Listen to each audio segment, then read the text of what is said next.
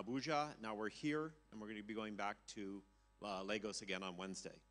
So this is really a lot of fun. My wife said to me yesterday, this is a great time. So thanks again. I'd like to also say welcome to all of our distinguished guests. Thank you for joining us today. I know that I'm the thing standing between you and a break, so I'm going to go really fast. So my name is Nick Marden, and I was given the prompt, building a career from your local community, to create a talk. And I gave this talk in Abuja, directed at developers only, and it was successful. But I thought about this audience, and I thought about what I wanted to say, and I decided to have a clicker that worked. Clicker person? Do you have a clicker that works? I promise the animations are a lot better when you do them.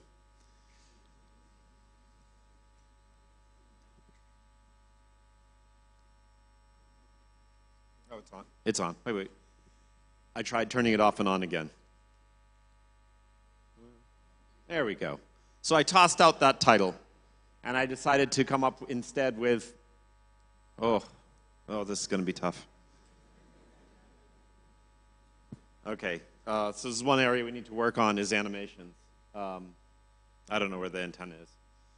Can I get a little help? A little help?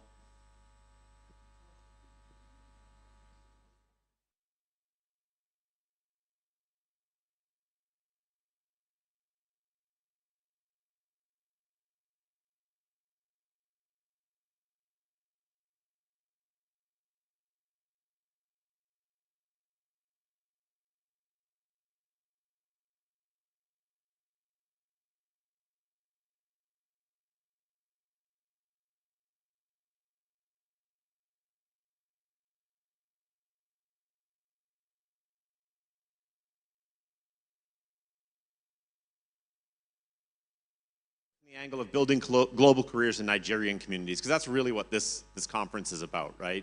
How do we make it so that we can build careers for Nigerians in Nigerian communities where the knowledge and, frankly, the money can stay here and benefit Nigeria? So why are you listening to me? Well, as you can tell from my funny accent, I'm from America. I'm actually from a little state called Maine. It's America's head, touches Canada in the Northeast.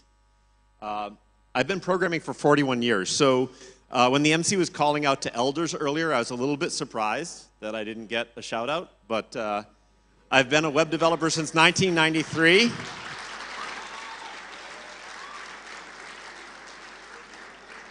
I literally have a button on my backpack that says old fart. If you see that backpack, that's mine.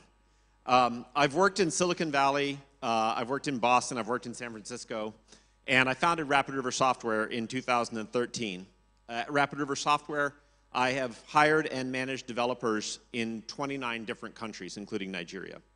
And there are 21 developers working right now today at Rapid River here in Nigeria. So I believe I can speak with some authority about global software development and global careers. So what does Rapid River do? We do staff augmentation for US companies. So our job is to find developers and other tech talent that can work successfully for US companies to get them in that position and then to nurture them in their career. The roles that we hire for predominantly include developers, programmers, whatever language, lots of languages. We have DevOps and SREs. In fact, we have a Nigerian DevOps junior here. Let's see, Mike, could you stand up? Come on, give everyone a wave. Mike's been with us for a year now. He's learning the finer points of Kubernetes. He's making great money in USD, hopefully paying taxes. Not my issue. I'll talk with some policy people on that. We've got product managers, quality assurance, content creation. There's all sorts of stuff we do. Our clients include companies totaling 7,000 people with 2,000 developers. So let's get right to the heart of what we need to do here. Okay, so here's Africa's population. Africa is an enormous and, as we heard earlier, growing continent. You're nearly 18% of the world's population. But if we look at the share of global IT, which is the next slide, there we go, Africa's only 5% of the global IT market. So one way to make a huge dent in that discrepancy is global tech jobs. That is jobs that happen at the global level, but the work takes place here in Nigeria. So what is our collective shared goal? I hope I'm not being too presumptuous to say we want tech jobs in Nigeria, and I got a brick of $100 bills there to represent that. We want to grow the senior talent pool here to lift up others. That's critical. We want to support talent remaining in Nigeria, and we want to accrue benefits to all of Nigerian society along the way. I believe that's what everyone in this room wants, including me. So let's stop for a second and think about this from my point of view. I represent the other half of the equation. So I've heard a lot of people talk today about we need to do this, we need to do that. But better check with the people on the other side of the transaction, right? As it turns out, everyone's right, and you've stolen my talk, so that kind of stinks. But I want to talk to you about what we look for. We look for raw ability, okay? That's it, like raw ability. Do you have the mental muscle or the understanding to do a job? We look for competence. Now, competence is different from capability, right? Have you acquired the skills and the knowledge to do the job? We look for communication. My wife spoke earlier and made a great point. It seems like we beat this drum all the time, but I've got to tell you, the difference between really successful tech work and tech work that struggles is almost always communication, not skill. It's a really critical point, so we look for that. And adjacent to that is collaboration. It's not just to get your idea across, but it's to work with others in a way that's productive for everyone. And lastly, conviction. The ability to get through tough times, to find your way out of trouble, to deal with things when they come up. So I'll tell you one thing without equivocation is Nigerians have capability and you have conviction. And I think that you should all be very proud of that. It's something that blows me away every day. I know I'm playing to the home crowd a little bit, but like I really mean it. Like I've worked with people across the world and Nigerians amaze me. Back. There we go. What we need to do to make a difference is we need to develop competence, communication, and collaboration, and then we need to make connections. And these are all the same ideas we've been hearing today.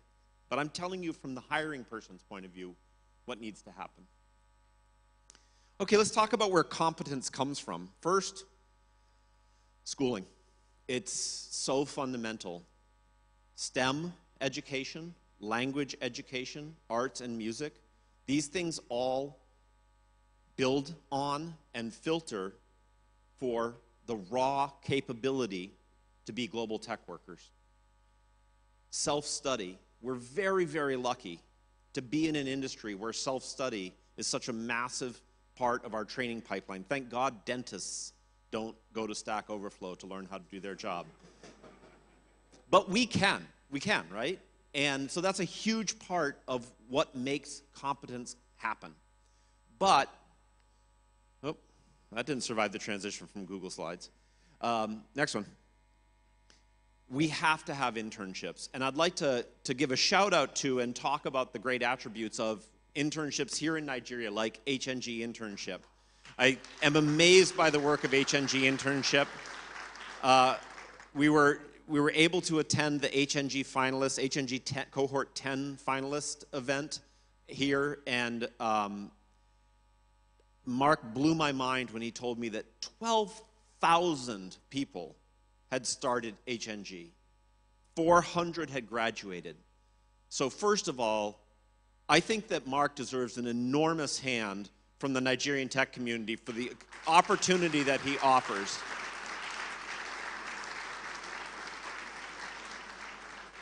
But also, the selectivity of the finalist program means that he is loading up the front end of a funnel for hiring by global firms.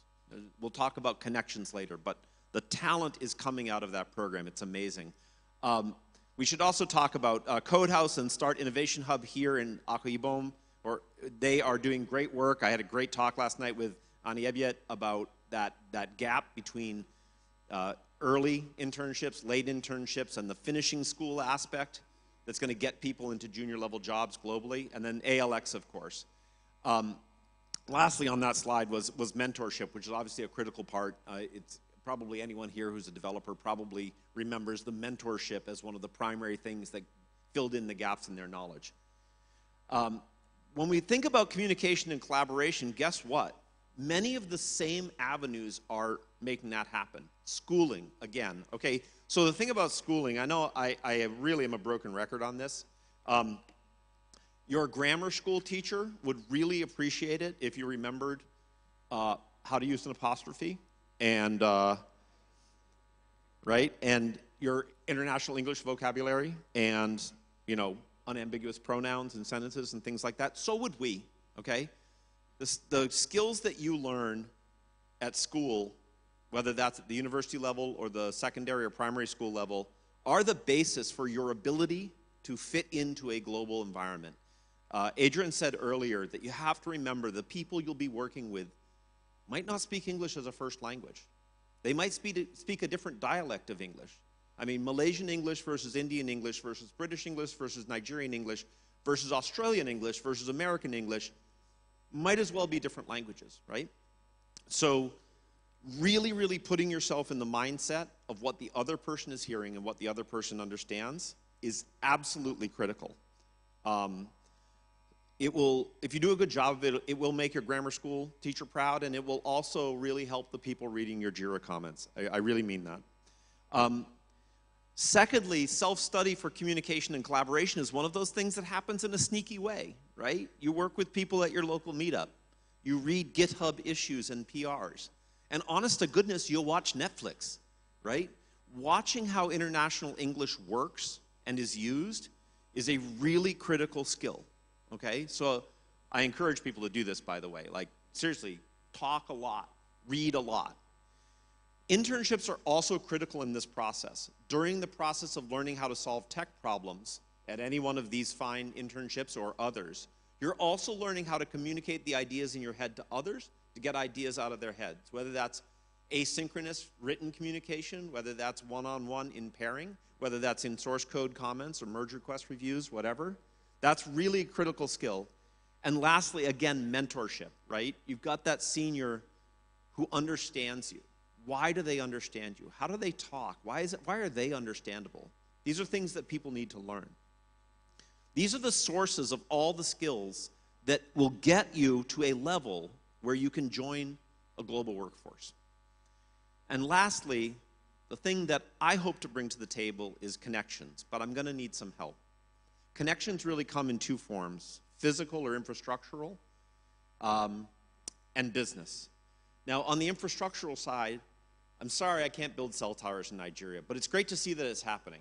I was so excited. I got a 5G SIM card when I got here, and I fired it up, and it's faster than my internet in America. I was like, all right, now we're making some progress. We actually have a little box, a little router called the Box of Internet that follows us around. It's in my old fart backpack. And all of us have huddled together for the whole week because the internet is in my backpack, and we're relying on that MTM 5G SIM card to stay connected. Electricity is another big deal, and I know that's a challenging problem for Nigeria, for all of Nigeria, but we don't need to solve the problem for all of Nigeria, because the last item is working space. What Rapid River has done in Lagos is we created an office. Bedrooms upstairs, redundant power and redundant internet downstairs. And as we bring people in, they do 6 months or 9 months learning how to work remotely in a place where the power's never going to go out, the internet's never going to go out. They're working side by side with people, learning these communication and collaboration skills. When the time is right, they return home to their state or their town, wherever that might be, and they understand what's expected of them, and then they thrive. And we need more of that. We need that in Lagos. We need that here in Uyo. We need it in Abuja. And I've been having great conversations with people this week about how we make that happen. It seems very simple, but it has to be put together. It takes work. We need collaboration for that. What can I bring to the table? Well, I'm happy to announce that I have 41 companies waiting to hire in the United States. We have WebMD, which is the worldwide leader in health information. We have Fodors and other travel sites. We have Cars Direct. We have Lawyers.com, Nolo.com, and many, many other businesses with, like I said, an aggregate workforce of 2,000 developers. okay? And these businesses have told us explicitly that they want to expand their hiring in Nigeria. If you can meet us where we need you to be, we can give you jobs, paid in USD, in your community, where you can join a global workforce and thrive. We're ready to go, okay?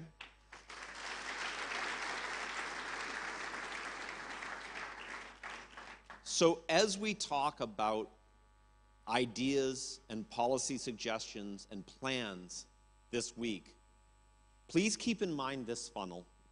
At the left, we have the capable global workforce, all of the people, men and women. And I'd like to, by the way, point out that women developers are often the best I work with. So let's have more of you in the workforce. And I'm not kidding, like they really are. I've got someone who just came out of our Level Up finishing school, Florence. She is a firecracker, and she's going to set Nigeria on fire someday. And it makes me so proud to have her on our staff. If we start with schooling, there's a couple animations here. So let's do the first one. No, that's a space bar. There we go. I'm really heartened to hear, I learned yesterday when we were interviewing, I heard a comment earlier, you interviewed some people yesterday. We interviewed 37 prospective developers yesterday. And at the end of that, interview day, and I will tell you honestly, we were fried. We got a walkthrough of the, let's see, I forgot the name of it actually.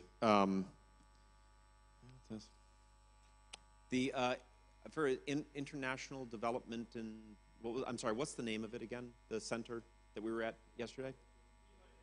Ibom what? LED, so yeah, right. Leadership and entrepreneurship, right, entrepreneurship. We had an awesome walkthrough of the facility, and at the very end, I saw something I didn't expect at all. There was an outbuilding where startups are manufacturing uniforms and shoes to support Akwa Ibom's free primary school program. And that really hits home to me, because I grew up in the sticks in Maine. I grew up in a poor family. I had tuition assistance my entire life through university in order to get the education that helped me become a software developer. And I think that this is a place where policymakers can make an enormous difference. It will take time. I know that there are aggressive short-term timelines, but this is the single best investment that Nigeria can make, is support for STEM education. Okay, self-study, we don't need to do much there. There are great resources there. But for internships, I'd like to echo what Mark said. We need free or low-cost programs. We need to find a way to let people be in the programs. And I had a really interesting conversation with Ani Ebiet about the gap, the so-called gap. It's a person who finishes HNG, and they've got really good basic web development skills, but they don't yet have the full context to work in a global team.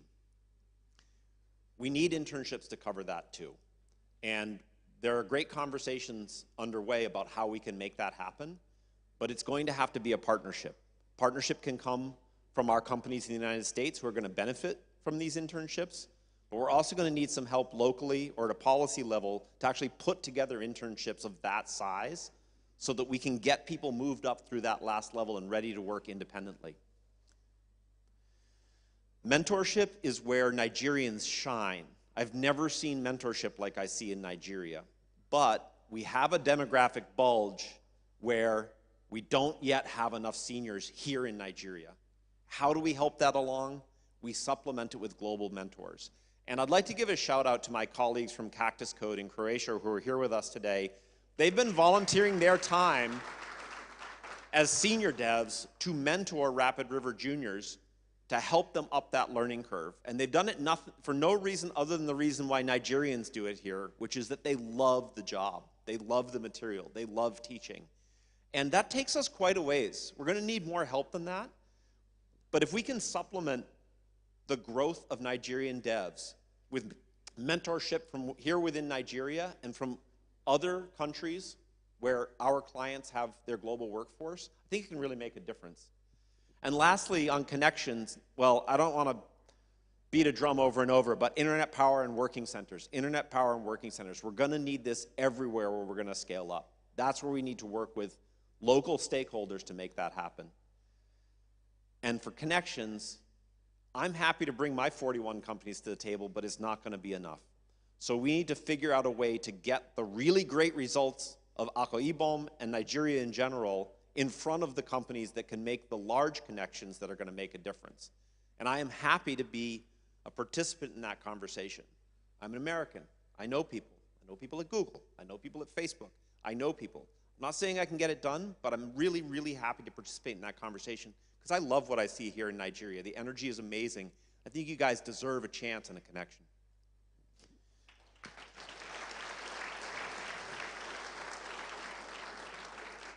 So that is how to build a global career here in your Nigerian community. From my point of view, I just wanted to open up the floor to any questions, and I'm sure you're all ready for a break, so this probably won't go too long. But if there is anything, I'm ready to answer it.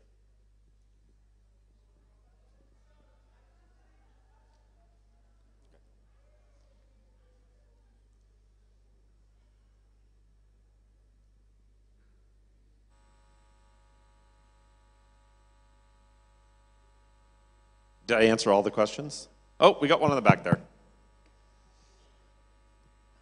All right. Questions, just two. I think two would do.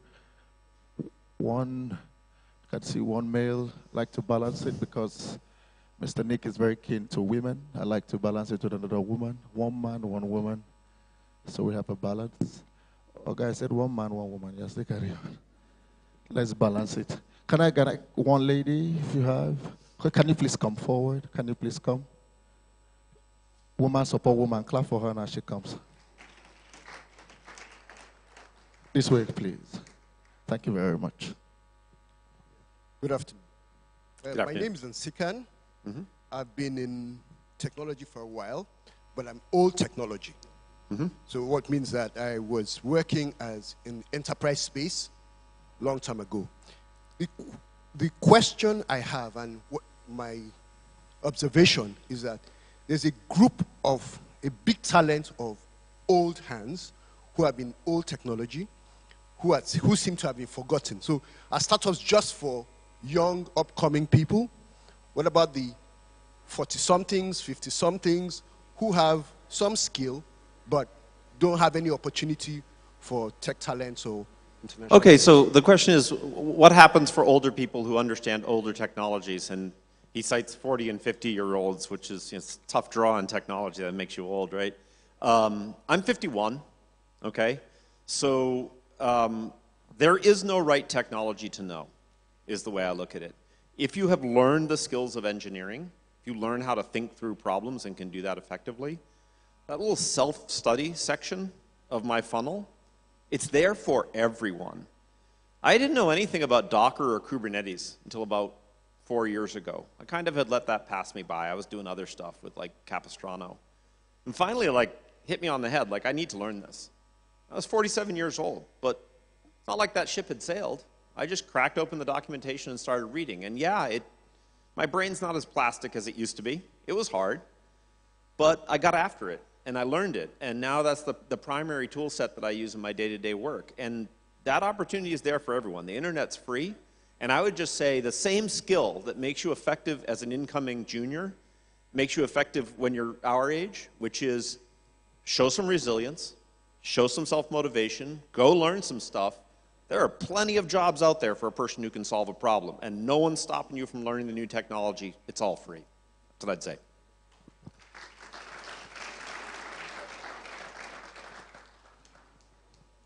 Thank you so much for the opportunity to ask this question. My name is Ibom Victor. I'm a digital marketer.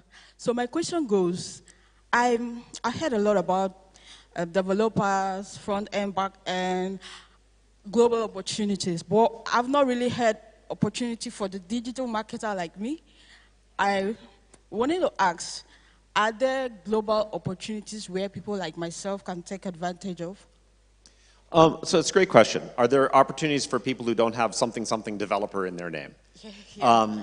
I mean, the answer is yes, right? A way that a lot of people that I've met who are now longtime colleagues as developers, I met them on Upwork or Fiverr or Elance or whatever. They were just putting their name out there as a person who had a set of skills. And you have to bootstrap yourself up in your career.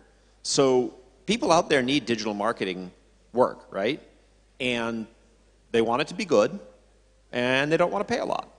So if you hang up a shingle, as we say in America, right, put your name out there on one of those platforms, maybe you get a contract, maybe you get lucky, you submit the right bid, you say the right thing, you get some work. Now you got a portfolio. Now someone sees you have 5 stars, do another one, do another one.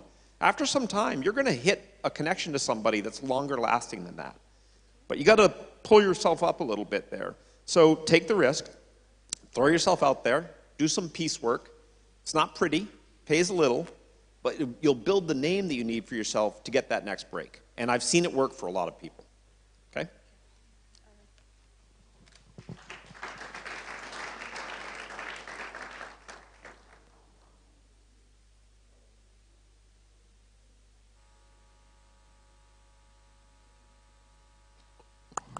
Okay.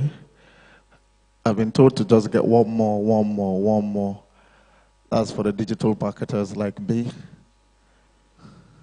I just that's why I've been talking. Got one over there. Where? There's an arm behind a camera over there. Are you a digital marketer like me, my brother? No job for us, so find another hustle. Okay. Hello, everyone. My name is Ihunaya. I'm 14 years old. I am a 3D artist by like a year. So I want to ask, right? Like the woman over there said, there are things about digital. She didn't hear anything about digital marketers. What about us 3D artists and 3D animators? I've not heard anything about us. So did I hear you correctly? You're a 3D animator? Is that correct? Okay. Yeah. I mean, kind of the same stock answer, right? At the end of the day, these are skills that are used by clients all around the world. The work isn't here available locally. There are fantastic platforms out there to build a portfolio. And the funny thing about life is, like, serendipity is an amazing thing. The reason I'm standing on this stage today is because my wife took a call in Morocco for a guy who applied to a Moroccan PHP developer position from Nigeria. And he's actually a HNG grad and a longtime HNG mentor who goes by the handle Orpheus. If any of you are old HNG students, you might know him. Adrian thought he was a dud. Adrian is like, oh, this guy, he's not that interesting. But I've always told Adrian, give someone 30 minutes. Give them the whole time, see what they say. And so she's sort of scuffling in the interview, and she said, okay, well, tell me about something that interests you. And he mentioned that he mentors for the HNG internship. And she said, oh, tell me more about that. His demeanor changed completely. His face lit up. It was the most exciting thing he did. And he wanted to talk about it from beyond the 30 minutes that he had allocated. And at the end of the call, Adrian said to me, I just got off the weirdest call. I think you need to learn about this HNG internship thing. And so some emails happened, some Google Meet calls happened. I met Mark. We decided to give it a try. And now I'm standing on a stage in Akwa Ibom State. So the point being, serendipity is an incredibly powerful force. Get your name out there, try some things, meet some people, expect abject failure from time to time, and just keep going. And there's going to be a connection where you look back and be like, I can't believe that connection happened. It'll happen. It will happen. Okay? All right. I think that's all.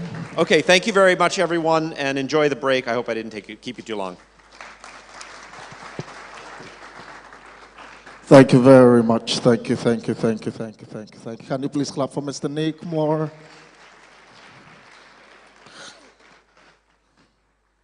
That gentleman crossed so many seas to come here. Can you please clap for? Very inciting. If you learned anything, clap better. Clap. I don't want you to get tired of clapping. Can you clap for this